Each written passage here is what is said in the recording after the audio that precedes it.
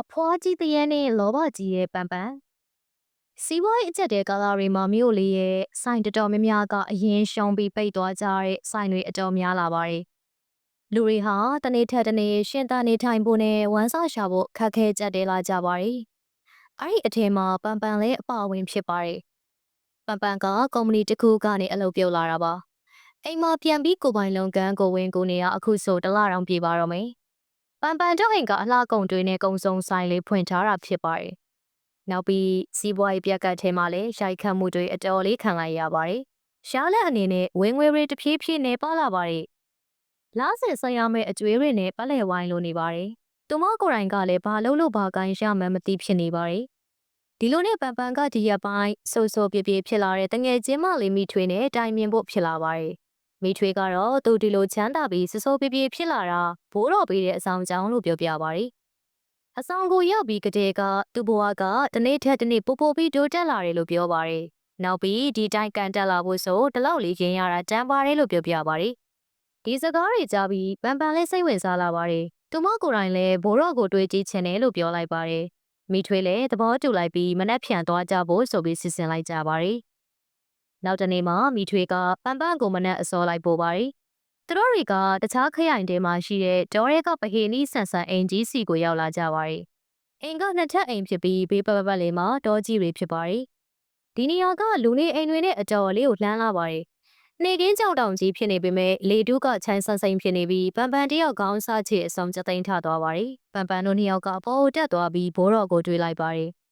ဘိုးတော်ကခနာကိုအပြည့်အင်းကွက်တက်တူတွေထိုးထားပြီးဘေးမှာလည်းတပည့်တပန်းတွေအများကြီးရှိပါတယ်။သူ့နောက်မှာအဆောင်ရရတွေအပြည့်နဲ့ဖျားစင်တစ်ခုကိုတွေ့ရမှာဖြစ်ပါတယ်။မိထွေးနဲ့ပပန်နဲ့အမြန်ပဲထိုင်လိုက်ကြပါတယ်။သမီးမိထွေးဘတို့ခေါ်လာတာလဲလို့ဘိုးတော်ကမေးပါတယ်။မိထွေးလည်းသမီးတငယ်ချင်းပါဖိုးရဲ့အကူကြီးလိုနေလို့ခေါ်လာခဲ့တာပါလို့ပြောလိုက်ပါတယ်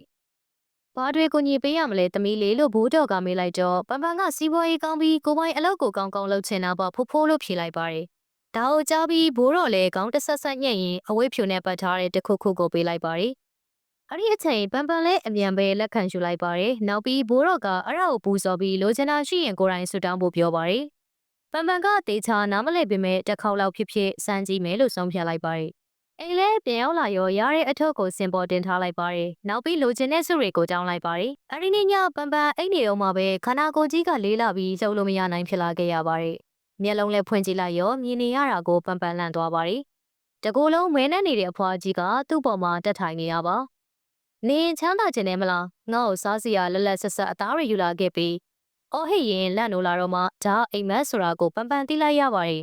။မနက်လည်းရောက်ရောပန်ပန်ကအဖွားကြီးတရေတောင်းဆိုထားတဲ့အတိုင်းအသားတွေနဲ့သွေးတွေကိုယူခဲ့ပါတယ်။ပန်ပန်ကကြောင်းနေခဲ့ပေမဲ့တခြားနည်းရွေးချယ်စရာမရှိခဲ့တဲ့အတွက်လောက်ရပါတယ်။အဲဒီနေ့ကစားပန်ပန်တို့မိသားစုဆိုင်လေးပို့ပြီးရောင်းကောင်းလာပါတယ်။ပစ္စည်းတွေဆိုတာကလည်းဘာမှတော့မကြားလိုက်ပဲကုန်သွားလို့ပန်ပန်ပြောနေပါတယ်။ပန်ပန်ကမိထွေကိုဖြစ်တွေကပြင်ဆင်လက်ဆက်ဆန်ဖြစ်သွားသလိုပဲလို့ဖုန်းဆက်ပြီးပြောပါတယ်။ဒီတော့မိထွေကလည်းအလောင်းစားတွေပဲလှည့်ပြီးတောင်းဆိုကြည့်ဖို့ပြောပါတယ်။ဒါပေမဲ့ပုံမှန်ထက်တော့ပိုပြီးပူဇော်ရမယ်လို့ပြောပါတယ်။ပန်ပန်ကလည်းလောပစောနဲ့မလို့ချက်ချင်းလက်ခံပြလိုက်ပါတယ်။ဒီလိုနဲ့ပန်ပန်လည်းအမဲသားနဲ့သွေးတွေကိုပို့ယူလာပါတယ်။တငယ်ချင်းအကြံပေးတဲ့အတိုင်းအလောင်းစားဘက်ကိုတောင်းဆိုလိုက်တော့ထီစုကြီးပေါက်သွားပါတယ်။အဲ့ဒါနဲ့ပန်ပန်လည်းအလောင်းစားဘက်ကိုအရန်ဆွဲလန်းသွားပါတော့တယ်။ရက်တွေကြာလာတာနဲ့အမျှပန်ပန်လည်းအဖွားကြီးတရေတောင်းဆိုသမျှကိုလှုပ်ပေးပြီးစုတွေပိုတိုးပြီးတောင်းဆိုလာပါတယ်။ဘလောက်ထိဆိုလဲဆိုရင်တော့ဘာမှမတွေးမဝေနဲ့ချက်ချင်းကိုလက်ခံတာပါ။တရက်တော့ပန်ပန်ကသူ့လက်ကိုသူသွေးထွက်အောင်လုပ်ပြီးအဖွားကြီးတရေတောင်းဆိုတဲ့အတိုင်းသူ့သွေးကိုပူဇော်ပါတယ်။တရက်မှာပန်ပန်ကအကြောင်းရင်းမရှိရုတ်တရက်ထဖျားပါတယ်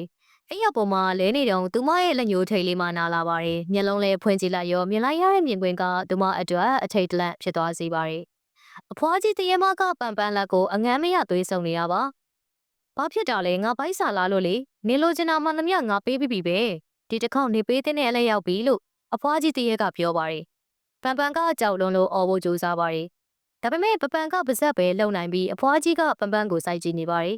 နောက်ပြီးပန်ပန်နာရုတ်တရက်တိုးကပ်လိုက်လို့ပန်ပန်မိလဲကျသွားပါတယ်မနေ့ရောက်တော့အဖွားများကသူ့သမီးမင်းညကလေးကအခန်းထဲကထွက်မလာလို့လာတက်ကြည့်ပါတယ်အပေါ်မှာဘာတွေဖြစ်နေပြီလဲဆိုပြီးစိုးရင်နေရှာပါတယ်တကောက်အချိန်ကြာကြီးခောက်နေခဲ့ပါတယ်ဒါပေမဲ့ပန်ပန်ကပြန်မဖြေခဲ့ပါဘူးအဲ့ဒါမလို့အဖွားမြောက်လည်းတကားဖွင့်ပြီးဝင်သွားပါတယ်တကားကိုဖွင့်လိုက်တာနဲ့အနံဆိုးတွေကြောင့်မလို့နှာခေါင်းအုပ်လိုက်ရပါတယ်